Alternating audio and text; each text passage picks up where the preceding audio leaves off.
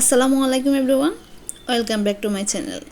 কাছে এবং দূরে যে যেখান থেকে ভিডিওটি দেখছেন, আশা করছি আল্লাহর রহমতে সবাই ভালো আছেন। আমরা আলহামদুলিল্লাহ ভালো আছি। শুরু করলাম নতুন আরেকটি ব্লগ। আজকে আমি তৈরি করে দেখাবো ভিন্নি ভাত কীভাবে রান্না করতে হয়। তো প্রথমে এখানে আমি বিন্নি চাল নিয়েছি। এখানে আমি সাদা বিন্নি চালটা ইউজ করেছি। বিন্নি চাল দু ধরনের হয়, একটা কালোও হয়, কালো হয় না লাল হয় আর কি। তো চালটাকে আমি 4 ঘন্টার মতো ভিজিয়ে রেখেছিলাম। আপনারা চাইলে এটা সময় না থাকলে 1 ঘন্টা ভিজালেও হবে। আমার যেহেতু সময় ছিল আমি 4 ঘন্টা পর্যন্ত ভিজিয়ে রেখেছিলাম। এখন হাত দিয়ে কষলিয়ে কষলিয়ে এটাকে ভালো করে ধুয়ে পরিষ্কার করে নিচ্ছি। আমার আম্মু যেভাবে বিন্নি ভাত রান্না করে আমি আজকে ঠিক সেভাবে বিন্নি ভাত তৈরি করে দেখাবো। চুলায় একটা হাঁড়ি বসিয়ে দিয়েছি, এখানে পরিমাণ মতো পানি দিয়েছি। তারপর আমি বিন্নি চালটাকে ধুয়ে পানি জড়িয়ে নিয়েছি, এখানে একটা স্ট্যান্ডের মধ্যে দিয়ে দিচ্ছি। তো স্ট্যান্ডটা আমি হাঁড়ির উপরে বসিয়ে দিব, বসে তারপর এটাকে ভাপে দিয়ে দিব আর কি। এটা প্রায় 20 মিনিটের মতো ভাপে থাকবে। আর এদিকে জানালাটা একদমই খোলা যায় না রান্নাঘরে, মানে এত পরিমাণে বাতাস আসে, চুলায় জ্বালানো যায় না। তো সেই জন্য অনেক দিন পরে জানালাটা খুললাম আজকে। আরেক চুলায় আমি একটা হাঁড়ি বসিয়ে দিয়েছি, তার মধ্যে পরিমাণ মতো পানি দিয়ে দিচ্ছি।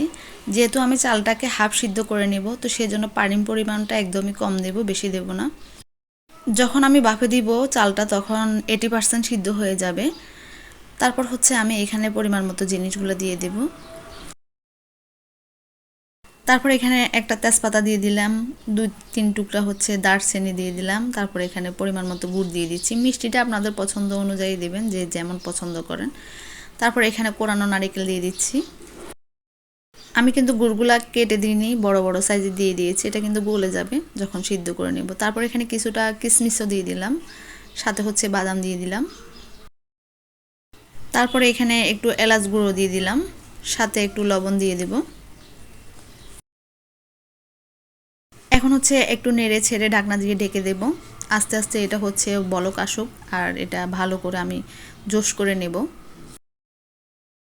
আর এইদিকে আমার চালটা ভাপানো হচ্ছে, তো আমি মধ্যখানে একবার নেড়ে দেব চালটাকে। এটাকে আমি প্রায় 15 মিনিটের মতো চুলার আঁচটা লো হিটে করে রেখে এটাকে জাল করে নিয়েছি ভালো করে। কালারটা খুব সুন্দর চলে আসছে। এখন আমার চালটা সিদ্ধ করা হয়ে গেছে, আমি এখন এর মধ্যে দিয়ে দেব। এই যে আমার চালটা খুব সুন্দরভাবে সিদ্ধ হয়ে গেছে, আমি এখন এর মধ্যে দিয়ে দেব। যেহেতু এই চালগুলা আঠালো টাইপের, সেই জন্য এগুলো পড়তে যাচ্ছে না, তো আমি চামচ দিয়ে উঠিয়ে উঠিয়ে তারপর দিয়ে দেব। সবগুলো দিয়ে আমি ঢাকনা দিয়ে ঢেকে রাখবো। চুলা কিন্তু একদম লোতে আছে, আমি কিন্তু আর জাল বাড়াই নাই।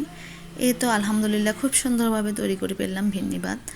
তো আমি ছোটোবেলা থেকে এভাবে আমার আম্মুকে বানাতে দেখলাম, তো এখন নিজেও আলহামদুলিল্লাহ তৈরি করি। খুব সহজ মনে হয়, এই রান্নাটা আমার কাছে সবচাইতে বেশি ভালো লাগে। করতেও একদম কষ্ট কম, আবার খেতে কিন্তু ভীষণ মজা। তো আপনারা চাইলে এটা দুধ দিয়েও খেতে পারেন, তবে আমার কাছে কেন জানি না দুধ দিয়ে ভালো লাগে না খেতে, আমি এইভাবে খেতে পছন্দ করি। তো সবার জন্য এখন বেড়ে নেব। বাচ্চারাও কিন্তু পছন্দ করে এগুলো খেতে। তো আপনাদের কেমন লেগেছে একটা করে কমেন্টস করে জানাবেন। আজকে এই পর্যন্ত, সবাই ভালো থাকবেন, সুস্থ থাকবেন। আল্লাহ হাফেজ।